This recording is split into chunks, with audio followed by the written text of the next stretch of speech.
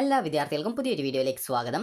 ഈ വർഷത്തെ SSLC പരീക്ഷ നടന്നുകൊണ്ടിരിക്കുകയാണ്. അപ്പോൾ വിദ്യാർത്ഥികൾക്ക് നാളെ ഉള്ള പരീക്ഷ, അതായത് മാർച്ച് 5-ാം തീയതി ബുധനാഴ്ച ഉള്ള പരീക്ഷ എന്ന് പറയുന്നത് സെക്കൻഡ് ലാംഗ്വേജ്, അതായത് രണ്ടാം ഭാഷയായിട്ടുള്ള ഇംഗ്ലീഷാണ്. അപ്പോൾ ഇംഗ്ലീഷ് രാവിലെ 9:30 മുതൽ 12:15 വരെ 2.5 മണിക്കൂറാണ് പരീക്ഷ ഉണ്ടാവുക. 15 മിനിറ്റ് കൂൾ ഓഫ് ടൈം ഉണ്ടാവും. അതുപോലെ തന്നെ വിദ്യാർത്ഥികൾക്ക് ഈ ഒരു രാവിലെ 9 മണിക്ക് തന്നെ നിങ്ങൾ സ്കൂളിൽ എത്താനായിട്ട് ശ്രദ്ധിക്കുക. കാരണം ലേറ്റായിട്ട് വരുന്ന സമയത്ത് നിങ്ങൾക്ക് ആ ഒരു ലേറ്റ് ആയതിൻ്റെ ടെൻഷൻ കാരണം നിങ്ങൾ പഠിച്ചതൊക്കെ മറക്കാനുള്ള സാധ്യതയുണ്ട്. അപ്പോൾ അതുകൊണ്ട് തന്നെ വിദ്യാർത്ഥികൾ കുറച്ച് നേരത്തെ തന്നെ സ്കൂളുകളിൽ എത്താനായിട്ട് ശ്രദ്ധിക്കുക. അതായത് രാവിലെ 9 മണിക്ക് തന്നെ സ്കൂളിൽ എത്താനായിട്ട് ശ്രദ്ധിക്കുക. അതുപോലെ തന്നെ വിദ്യാർത്ഥികൾ ഒട്ടും പേടിക്കേണ്ട ആവശ്യമൊന്നുമില്ല, കുറച്ച് നന്നായിട്ട് പഠിക്കാനായിട്ട് ശ്രദ്ധിക്കുക. അതുപോലെ തന്നെ വിദ്യാർത്ഥികൾ ശ്രദ്ധിക്കേണ്ട കാര്യം എന്ന് പറയുന്നത്, കാരണം പല വിദ്യാർത്ഥികളും ടെൻഷൻ അടിക്കും, എനിക്ക് A+ കിട്ടുമോ, അല്ലെങ്കിൽ ഇത്ര മാർക്കിന് എനിക്ക് ആ ഒരു പരീക്ഷ തോൽക്കാൻ സാധ്യതയുണ്ടോ എന്നൊക്കെ വിദ്യാർത്ഥികൾ ചിന്തിക്കും. അതുപോലെ എനിക്ക് ഇപ്പോൾ പഠിച്ചു കഴിഞ്ഞാൽ ആ ഒരു മാർക്ക്, അതായത് ജയിക്കാനുള്ള മാർക്ക് കിട്ടുമോ എന്നൊക്കെ പല വിദ്യാർത്ഥികളും ചിന്തിക്കുന്ന കാര്യമാണ്. അപ്പോൾ വിദ്യാർത്ഥികൾ ശ്രദ്ധിക്കേണ്ട കാര്യം എന്ന് പറയുന്നത്, നിങ്ങൾ ഒട്ടും പേടിക്കാതെ തന്നെ കൃത്യമായിട്ട് നിങ്ങൾ ഇന്ന് പഠിക്കാനായിട്ട് ശ്രദ്ധിക്കുക. അപ്പോൾ ഇന്നലെ നിങ്ങൾ പഠിക്കാൻ വിട്ടുപോയിട്ടുണ്ടെങ്കിൽ ഇന്ന് നന്നായിട്ട് പഠിക്കുക, കാരണം നിങ്ങൾക്ക് ജയിക്കാനായിട്ട് സാധിക്കും. അപ്പോൾ നിങ്ങളെക്കൊണ്ട് പറ്റാവുന്ന കാര്യമാണ് ജസ്റ്റ് നിങ്ങളിപ്പോൾ പഠിക്കുക എന്നുള്ളത്. അപ്പോൾ നിങ്ങൾ നന്നായിട്ട് പഠിക്കുക. അതുപോലെ തന്നെ നിങ്ങൾക്ക് നാളത്തെ പരീക്ഷ കൂടുതൽ മികച്ച രീതിയിൽ നിങ്ങൾ എഴുതാനായിട്ട് ശ്രദ്ധിക്കുക. അതുപോലെ തന്നെ വിദ്യാർത്ഥികൾ രാവിലെ 9 മണിക്ക് തന്നെ സ്കൂളിൽ എത്താനായിട്ട് ശ്രദ്ധിക്കുക. കാരണം ലേറ്റായിട്ട് വരുന്ന സമയത്ത് നിങ്ങൾക്ക് ആ ഒരു ലേറ്റ് ആയതിൻ്റെ ടെൻഷൻ കാരണമൊക്കെ പഠിച്ചത് ചിലപ്പോൾ മറക്കാനൊക്കെ സാധ്യതയുണ്ട്. കാരണം പല വിദ്യാർത്ഥികളും ചിലപ്പോൾ പഠിച്ചതിൻ്റെ ഏതെങ്കിലും ഒരു ഭാഗം വിട്ടുപോയിട്ട്, അതായത് മറന്നു പോവുകയാണെങ്കിൽ നിങ്ങൾക്ക് പിന്നീട് ബാക്കി ആ ഒരു എഴുതാനായിട്ട് കിട്ടാത്ത ഒരു അവസ്ഥയൊക്കെ ഉണ്ടാവും. അപ്പോൾ അതുകൊണ്ട് തന്നെ വിദ്യാർത്ഥികൾ ശ്രദ്ധിക്കേണ്ട കാര്യം, കുറച്ച് നേരത്തെ സ്കൂളിൽ എത്താനായിട്ട് ശ്രദ്ധിക്കുക. അതുപോലെ തന്നെ നിങ്ങൾ ഒട്ടും പേടിക്കേണ്ടതില്ല, ടെൻഷൻ അടിക്കേണ്ടതുമില്ല. കാരണം ഇതൊരു സാധാരണ ഒരു പരീക്ഷ തന്നെയാണ്. പരീക്ഷയിൽ സാധാരണഗതിയിൽ നിങ്ങൾക്ക് മികച്ച മാർക്ക് വാങ്ങിക്കാനായിട്ട് നിങ്ങളൊന്ന് ശ്രമിച്ചു നോക്കുക. അപ്പോൾ ജസ്റ്റ് ഒന്ന് ശ്രമിക്കുക മാത്രമേ വേണ്ടൂ. അതുപോലെ തന്നെ മാർക്ക് കുറയോ, അല്ലെങ്കിൽ നിങ്ങൾക്ക് മാർക്ക്, അതായത് ജസ്റ്റ് ഒരു 2 മാർക്ക് കുറഞ്ഞ് A+ കുറയുമോ എന്നൊക്കെ ആലോചിച്ച് നിങ്ങൾ ഒട്ടും പേടിക്കേണ്ടതില്ല.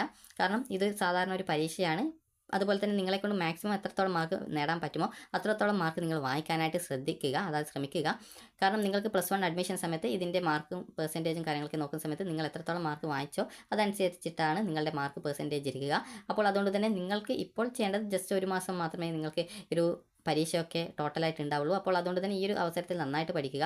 അപ്പോൾ വിദ്യാർത്ഥികൾ പരീക്ഷയ്ക്ക് പോകുന്ന സമയത്ത് നിങ്ങൾ പ്രത്യേകം ശ്രദ്ധിക്കേണ്ട കാര്യം എന്ന് പറയുന്നത്, നിങ്ങൾക്ക് ക്വസ്റ്റ്യൻസിന് ആൻസർ ചെയ്യുന്ന സമയത്ത്, നാളെ ഇംഗ്ലീഷ് പരീക്ഷയാണ്. അപ്പോൾ ഇംഗ്ലീഷ് ആയതുകൊണ്ട് തന്നെ വിദ്യാർത്ഥികൾക്ക് പാരഗ്രാഫ് ക്വസ്റ്റ്യൻസ് ഒക്കെ ഉണ്ടാവും. അപ്പോൾ വിദ്യാർത്ഥികൾ നന്നായിട്ട് എക്സാം അറ്റൻഡ് ചെയ്യുക. നിങ്ങൾ എല്ലാ ക്വസ്റ്റ്യൻസിനും ആൻസർ ചെയ്യാനായിട്ട് ശ്രദ്ധിക്കുക, അതായത് എല്ലാ ക്വസ്റ്റ്യനും അറ്റൻഡ് ചെയ്യാനായിട്ട് ശ്രദ്ധിക്കുക. കാരണം പല വിദ്യാർത്ഥികളും സമയം കിട്ടാത്തത് കാരണം പരീക്ഷ, അതായത് എല്ലാ ക്വസ്റ്റ്യൻസിനും ആൻസേഴ്സ് ചെയ്യാൻ പറ്റിയിട്ടില്ല എന്ന് പറഞ്ഞിട്ടുണ്ടായിരുന്നു, അതായത് മലയാളം പരീക്ഷയ്ക്ക്. അപ്പോൾ അതുകൊണ്ട് തന്നെ വിദ്യാർത്ഥികൾ ഇംഗ്ലീഷ് പരീക്ഷയ്ക്ക് നന്നായിട്ട് എഴുതാനായിട്ട് ശ്രദ്ധിക്കുക. അതുപോലെ എല്ലാ ക്വസ്റ്റ്യൻസും അറ്റൻഡ് ചെയ്യുക. അതുപോലെ തന്നെ നിങ്ങൾ ശ്രദ്ധിക്കേണ്ട കാര്യം എന്ന് പറയുന്നത്, നിങ്ങൾക്ക് അറിയാവുന്ന ക്വസ്റ്റ്യൻസ് ആദ്യം എഴുതുക. അതുപോലെ എഴുതുന്ന ക്വസ്റ്റ്യൻസിന് കൃത്യമായിട്ട്, അതായത് എഴുതുന്ന ക്വസ്റ്റ്യൻ്റെ ആൻസറിന് കൃത്യമായിട്ട് ക്വസ്റ്റ്യൻ നമ്പർ ഇടുക. കാരണം പല വിദ്യാർത്ഥികളും ക്വസ്റ്റ്യൻ നമ്പർ ഇടാനായിട്ട് വിട്ടുപോയിട്ടുണ്ട് എന്ന് പറഞ്ഞിട്ടുണ്ടായിരുന്നു. അപ്പോൾ അതുകൊണ്ട് തന്നെ കൃത്യമായിട്ട് ക്വസ്റ്റ്യൻ നമ്പർ ഇടുക. അതുപോലെ അറിയാവുന്ന ക്വസ്റ്റ്യൻസ് ആദ്യം എഴുതുക. അറിയാത്ത ക്വസ്റ്റ്യൻസ് വിദ്യാർത്ഥികൾ പിന്നീട്, അതായത് അറിയുന്ന ക്വസ്റ്റ്യൻ എഴുതിയ ശേഷം എഴുതാനായിട്ട് ശ്രദ്ധിക്കുക. അതുപോലെ തന്നെ ചോയ്സ് ക്വസ്റ്റ്യൻസ് ഉണ്ടാകും. ചോയ്സ് ക്വസ്റ്റ്യൻ എന്ന് പറയുമ്പോൾ ഇതുപോലെ നിങ്ങൾക്ക് 5 ക്വസ്റ്റ്യൻ തരും. അതിൽ നിങ്ങൾക്ക് അല്ലെങ്കിൽ ഒരു പാരഗ്രാഫ് തന്നിട്ടുണ്ടാകും, അതിൽ 5 ക്വസ്റ്റ്യൻസ് ഉണ്ടാകും. അതിൽ നിന്ന് 3 ക്വസ്റ്റ്യൻ ആൻസർ ചെയ്യുക എന്ന് പറഞ്ഞിട്ടുണ്ടാകും. അപ്പോൾ അങ്ങനെ വരുന്ന സാഹചര്യത്തിൽ വിദ്യാർത്ഥികൾ ചോദിക്കുന്ന കാര്യമാണ്, 5 ക്വസ്റ്റ്യൻസിനും ആൻസർ ചെയ്ത് കഴിഞ്ഞാൽ എന്തെങ്കിലും പ്രോബ്ലം ഉണ്ടോ എന്നുള്ളത്. പ്രത്യേകിച്ച് പ്രോബ്ലം ഒന്നുമില്ല, എന്നാൽ നിങ്ങൾക്ക് എല്ലാ ക്വസ്റ്റ്യൻസിനും ആൻസർ ചെയ്യാനുള്ള സമയം ഉണ്ട് എന്നുള്ളത് നിങ്ങൾ കൃത്യമായിട്ട് ഉറപ്പുവരുത്തേണ്ടതാണ്. അപ്പോൾ വിദ്യാർത്ഥികൾക്ക് രീതിയിൽ നിങ്ങൾ 5 ക്വസ്റ്റ്യൻ തന്നിട്ട് 3 ക്വസ്റ്റ്യൻസിന് ആൻസർ ചെയ്യാൻ പറഞ്ഞു കഴിഞ്ഞാൽ നിങ്ങൾക്ക് ഏറ്റവും അറിയാവുന്ന ക്വസ്റ്റ്യൻസിന് ആദ്യം ആൻസർ ചെയ്യാനായിട്ട് ശ്രദ്ധിക്കുക. കാരണം ചില ടീച്ചേഴ്സ് വാല്യുവേഷൻ ചെയ്യുന്ന സമയത്ത് നിങ്ങൾ ആ ഒരു ചോയ്സ് ക്വസ്റ്റ്യൻസിൽ നിങ്ങൾ ആദ്യം നൽകിയ ആൻസേഴ്സ് ആയിരിക്കും പരിഗണിക്കുക. ചില ടീച്ചേഴ്സ് ആണെങ്കിൽ നിങ്ങൾക്ക് കൂടുതൽ മാർക്ക് ഏത് ആൻസറിനാണ് കിട്ടിയത് അതായിരിക്കും പരിഗണിക്കുക. അപ്പോൾ നിങ്ങളുടെ പേപ്പർ വാല്യുവേഷൻ ആരാണ് ചെയ്യുന്നത് അതനുസരിച്ചിട്ടായിരിക്കും നിങ്ങൾക്ക് ആ ഒരു ക്വസ്റ്റ്യൻസിൻ്റെ ആൻസേഴ്സിന് മാർക്ക് കിട്ടാനുള്ള സാധ്യത ഉണ്ടായിരിക്കുക. അപ്പോൾ അതുകൊണ്ട് തന്നെ നിങ്ങൾക്ക് അറിയാവുന്ന ക്വസ്റ്റ്യൻസിൻ്റെ ആൻസേഴ്സ് ആദ്യം എഴുതാനായിട്ട് ശ്രദ്ധിക്കുക.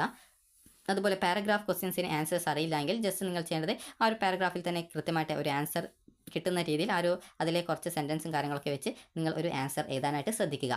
അതുപോലെ തന്നെ നിങ്ങൾക്ക് ഒട്ടും ടെൻഷൻ അടിക്കേണ്ട ആവശ്യമൊന്നുമില്ല. കാരണം ഇത് നേരത്തെ പറഞ്ഞതുപോലെ സാധാരണ ഒരു പരീക്ഷയാണ്. എന്നാൽ +1 അഡ്മിഷനൊക്കെ ഈ ഒരു മാർക്കാണ് പരിഗണിക്കുന്നത്. അതുകൊണ്ട് തന്നെ നിങ്ങളെക്കൊണ്ട് പറ്റുന്ന രീതിയിൽ എല്ലാ ക്വസ്റ്റ്യൻസിനും മികച്ച രീതിയിൽ ആൻസർ ചെയ്യാനായിട്ട് ശ്രദ്ധിക്കുക. ഇനി നമുക്ക് വിദ്യാർത്ഥികൾക്ക് ഈ ഒരു പരീക്ഷയിൽ ജയിക്കാനായിട്ട് എത്ര മാർക്ക് വേണം എന്നുള്ള കാര്യം നമുക്ക് നോക്കാം.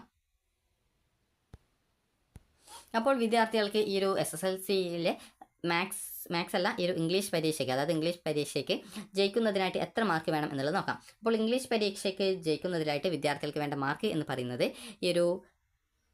80 ആണെങ്കിൽ 24 മാർക്കാണ് ജസ്റ്റ് നിങ്ങൾക്ക് ജയിക്കാനായിട്ട് വേണ്ട മാർക്ക് എന്ന് പറയുന്നത്. അപ്പോൾ 80 എന്ന് പറയുമ്പോൾ 80-ൽ 20 മാർക്ക് CE വരുന്നുണ്ട്. എന്നാൽ എല്ലാ വിദ്യാർത്ഥികൾക്കും ഈ ഒരു 20 ഫുൾ CE കിട്ടണമെന്നില്ല. നിങ്ങൾക്ക് മിനിമം ഒരു 17 മാർക്കെങ്കിലും CE കിട്ടും. അപ്പോൾ ഇങ്ങനെ ഈ ഒരു 17 മാർക്ക് CE കിട്ടുന്ന സമയത്ത് നിങ്ങൾക്ക് അതായത് ഈ ഒരു 80ഉം 20ഉം 100ലാണ് മാർക്ക് ടോട്ടലായിട്ട് വരിക. നിങ്ങളുടെ റിസൾട്ട് വരുന്ന സമയത്ത് അത് 100ലാണ് ആ ഒരു ഗ്രേഡിങ്ങിലേക്ക് ചേഞ്ച് ചെയ്യപ്പെടുക. അപ്പോൾ ഇതിൽ നിങ്ങൾക്ക് അതായത് ഒരു വിദ്യാർത്ഥിക്ക് ഇപ്പോൾ 20 മാർക്ക് CE കിട്ടുകയാണെങ്കിൽ ആ ഒരു വിദ്യാർത്ഥിക്ക് 10 മാർക്ക് എഴുത്ത് പരീക്ഷയിൽ കിട്ടിയാൽ തന്നെ ജയിക്കും. അതായത് മിനിമം നിങ്ങൾക്ക് വേണ്ട ഗ്രേഡ് എന്ന് പറയുന്നത് D+ ഗ്രേഡാണ്. എന്നാൽ നിങ്ങൾ ശ്രദ്ധിക്കേണ്ടത് D+ ഗ്രേഡ് നേടുക എന്നുള്ളതായിരിക്കരുത് നിങ്ങളുടെ ലക്ഷ്യം. നിങ്ങളെക്കൊണ്ട് പറ്റുന്ന രീതിയിൽ നന്നായിട്ട് എക്സാം എഴുതാനായിട്ട് ശ്രദ്ധിക്കുക. ഒട്ടും ടെൻഷനൊന്നും അടിക്കേണ്ട യാതൊരു ആവശ്യമില്ല. കാരണം ഇതൊരു സാധാരണ ഒരു പരീക്ഷയാണ്. അപ്പോൾ നിങ്ങൾക്ക് ഒരു D+ ഗ്രേഡ് കിട്ടിയാലാണ് നിങ്ങൾ ജസ്റ്റ് ഒന്ന് ജയിക്കുക. അപ്പോൾ നിങ്ങൾക്ക് ഒരു വിദ്യാർത്ഥിക്ക് 20 മാർക്ക് ഫുൾ CE കിട്ടുകയാണെങ്കിൽ അതായത് നിങ്ങൾക്ക് ടോട്ടൽ ജയിക്കാൻ വേണ്ടത് 100 മാർക്കിൽ ജയിക്കാനായിട്ട് വേണ്ടത് ആകെ 30 മാർക്കാണ് ജയിക്കാനായിട്ട് വേണ്ടത്. അപ്പോൾ ഇതിൽ 20 മാർക്ക് CE കിട്ടിയിട്ടുണ്ടെങ്കിൽ 30 കിട്ടാനായിട്ട് 10 മാർക്ക് എഴുത്ത് പരീക്ഷയിൽ കിട്ടിക്കഴിഞ്ഞാൽ നിങ്ങൾ ആ ഒരു പരീക്ഷ ജയിക്കും. എന്നാൽ നിങ്ങൾ ശ്രദ്ധിക്കേണ്ടത് ഈ ഒരു ജസ്റ്റ് ഒരു 10 മാർക്ക് നിങ്ങൾ നേടിക്കഴിഞ്ഞാൽ നിങ്ങൾക്ക് ജയിക്കാം. എന്നാൽ നിങ്ങൾ ചെയ്യേണ്ടത് നിങ്ങളുടെ മാർക്ക് കുറച്ചുകൂടി മെച്ചപ്പെടുത്തുന്നതിനായിട്ട് ശ്രദ്ധിക്കുക. ജസ്റ്റ് ഒരു 10 മാർക്ക് എന്ന് പറയുന്നത് ജസ്റ്റ് നിങ്ങൾക്ക് സിമ്പിളായിട്ട് വാങ്ങിക്കാൻ പറ്റും. എന്നാൽ നിങ്ങൾ ശ്രദ്ധിക്കേണ്ട കാര്യം എന്ന് പറയുന്നത് ജസ്റ്റ് പാസ് നേടി എന്നുള്ളതുകൊണ്ട് പ്രത്യേകിച്ച് നിങ്ങൾക്ക് ഭാവിയിൽ പ്രയോജനം ഉണ്ടാവില്ല. അപ്പോൾ അതുകൊണ്ട് തന്നെ നിങ്ങൾ ചെയ്യേണ്ടത് ജസ്റ്റ് ഒരു A ഗ്രേഡ് അല്ലെങ്കിൽ B+ ഒക്കെ കിട്ടുന്ന രീതിയിൽ നന്നായിട്ട് എക്സാം എഴുതാനായിട്ട് ശ്രദ്ധിക്കുക. അതായത് ഈ ഒരു രീതിയിൽ അതായത് നിങ്ങൾക്ക് ഈ ഒരു എക്സാമിന് ജസ്റ്റ് നിങ്ങൾക്കൊരു 60 മാർക്കോ അല്ലെങ്കിൽ 50 മാർക്കൊക്കെ വാങ്ങിക്കാനായിട്ട് ശ്രദ്ധിക്കുക.